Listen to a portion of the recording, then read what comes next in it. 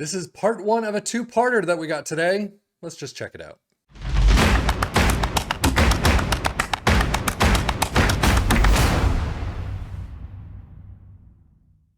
This one is called the 433 Asphyxia THP2 tactic. Quite a mouthful. It is from a guy named SK4. He has basically created two separate tactics. One is an offensive tactic. One seems to be more on the defensive side of things. I don't really understand because the 3-4-1-2 is supposedly a more offensive side, and we'll take a look at that next time. So I'm assuming this is more of a defensive tactic, if not a defensive tactic, at least more defensive than the offensive one that we'll look at next time. However, the Steam Workshop, it is all in French. The 3-4-1-2 that he created, that again, we'll take a look at it another time, is basically pointing you to this 4-3-3. So in that description in the Steam Workshop, it says, here is the 4-3-3 Asphyxia THP2 subtly combining two contradictory strategies in the same tactic Asphyxia. I believe he created an Asphyxia tactic before, but same tactic of the opponent in the recovery while taking advantage of its depth during phases of possession. Again, this is Google Translate, so I apologize greatly. This tactic will deprive a number of opponents of oxygen, and if despite all this will not be completely enough for the hardheads, its offensive version in 3-4-2-1 will put an end in a cruel way worthy of the worst horror movies to the adversary who will dare to resist you. Yeah, Google Translate, absolute winners on these. However, it looks like the 3-4-2-1 is the more offensive one, so we'll take a look at this right now and then get to that in a couple of days. But right now, sweeper keeper in support, wing back in attack on the left, a fullback in support on the right, two ball playing defenders in defend, a deep line playmaker in defend, an advanced playmaker in support, a CM in attack, inside forward on the left in attack, winger in attack on the right, and an advanced forward up front in attack. Again, positive mentality, in possession, fairly wide attacking width. Approach play is pass to space, overlap on the left and right, play out of defense. Passing directness is shorter, tempo is slightly lower. Final third, lower crosses, dribble less. In transition, counter press, counter, distribute to the playmaker. Interesting, that's a new one for us. And out of possession, high press line of engagement, much higher defensive line. Trigger press much more often, prevent short goalkeeper distribution, and drop off more.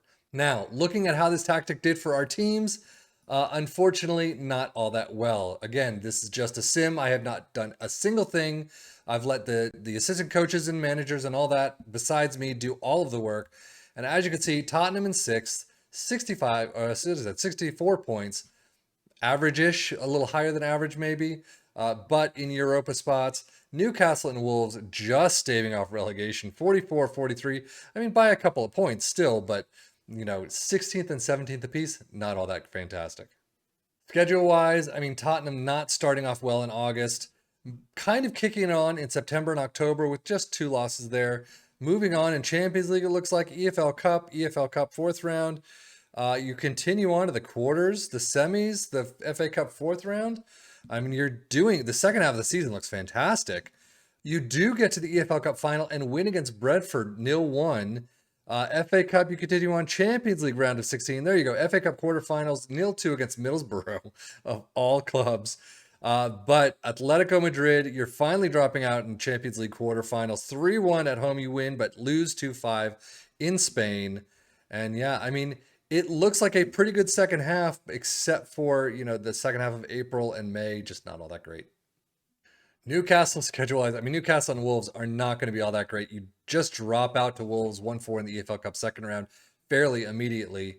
FA Cup, you got a few wins, but lose out in the 4th round to Arsenal. And look at all that red. I mean, March and April definitely would have fired me in a heartbeat, if not before. Wolves, again, I mean, beating Newcastle 4-1 nicely in the EFL Cup second round, but an awful first half of the season. Out in December, 0-4 against West Ham in the EFL Cup 4th round. Out in the FA Cup 3rd round, Crystal Palace. I mean, you got some wins, but again, March, April, May, not good at all. Tottenham transfers Ugarte from Sporting, 52 million. Kieran Drewsbury Hall from Leicester, 26.5. Tony Weston we see, Dominguez we've seen, but I mean, some nice names here. I haven't seen Drewsbury Hall before, so that's a good one. Newcastle, we've seen a lot of these names before. Theo, Kai Kennedy, Victor Nelson, Ruben Loftus-Cheek on loan, not spending a whole lot this time around. And then Jamel Lascelles goes out for 30.4 to Celta Vigo. I mean, you're getting a little money back. Rafael for 1 million. Samu for Wolves. Miguel Veloso, we've seen. Cunha, we already know. But they are bringing some players in that we haven't seen before. Data hub for all three teams, probably not going to look all that great. Tottenham, okay defensively, good in attack. You can see a lot of some numbers that are just over Premier League average. Dribbling, of course, we know it's not going to be there. Team defending, actually not too bad. I guess okay-ish. Newcastle, weak defensively, generally okay in attack. And as you can see, they've got a couple, shots per game. And the non-penalty expected goals, not too bad. Everything else kind of on par or below. Dribbling, very bad for this tactic. But this isn't a dribbling tactic. Team defending, yeah. I mean, everything except for tackles attempted per game are below average. Not the greatest.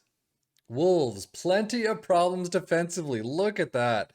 I mean, some you got on average, but fouls per game, which is nice. I mean, fouls made per game low, which is nice, but interceptions, blocks, everything is just, I mean, yeah. And then attack, nothing really too big. Premier League average or better, but still not by far. Squad wise for all three teams, pause where you want to see your players. Newcastle, and then Wolves. Actually, Wolves having a fair amount of sevens. Definitely not expecting too much from these three teams with team stats in the Premier League. Most goals, Tottenham and Wolves are in there, 75 and 64 apiece. Fewest shots, I mean, actually, Wolves being up there is pretty impressive compared to, finishing just outside of the relegation zone. Fewest shots against, though, Tottenham. Possession, nobody for most dribbles made. Fewest conceded, Tottenham's in there. Same with most shutouts. I mean, most tackles won. I'm not going to see any of these other teams. So, actually, there you go. Most shots for Newcastle, Tottenham, and Wolves. They just didn't put it on the net very well. Most points per game, though, Tottenham, as you'd expect. Player overviews is where I'm going to be interested in. 27 goals for Harry Kane, 17 for Isaac. Most assists, Traore, Sarabia, Kulusevski in there. 15 for Traore. That's a fantastic result. Most player of the match awards, Kulusevski and Kane. Ait Nori's in there as well with 6. Best passing completion, Dyer's in there. Dribbles made, Traore. Hugo Lloris is in there for most shutouts. Tackles won, Nunez with 90. So, I mean, he's getting some kind of the defensive work. Trippier up there with most key passes, as is Sarabia, as we usually expect. Most shots, Isaac with 113. Holland with 179. Harry Kane with 91. That's not too bad, actually. Player stats wise, for all competitions, Harry Kane with 45 goals. Absolutely amazing. 729 highest average rating, 15 assists for Kulusevski, and Kane with 11 player of the match awards. Isaac with 23 goals and 708 highest average rating. Trippier and Target with 7 assists apiece. Isaac with floor player of the match awards, but again, 16th place. Wow. And then Wolves, Jimenez with 21 goals and 711 highest average rating. Traore with 15 assists, and Ait Nori with 6 player of the match awards. Overall, I mean, definitely this did not work whatsoever for this sim. You can clearly do a little bit better managing things yourself, the tactics, the in-game and everything associated with it, the players coming in, all the transfers. But I mean, still, 64 points. You got to get to 68 or 75, somewhere in there to do some kind of good with this. But I mean, Newcastle and Wolves, 43, 44. I mean, I will say 43, 1 point, 1 game win, you get to 14th. So this area is really kind of packed. So it doesn't really, I guess it really doesn't say too much that they're in 16th and 17th. A couple more wins that you could easily pick up. The 1-2 losses that you've got, you can probably turn them into 3-2 wins. And that will drive you up the table pretty far. But still, you're not going to get a lot higher, I would imagine. 43 to 68 to 75 is kind of hard to imagine.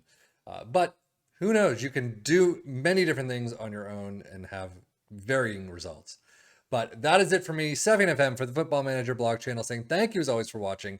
And again, next time we are going to cover that 3-4-2-1 more offensive and see what happens with it. But that is it. Thank you so much for watching. Take care and enjoy.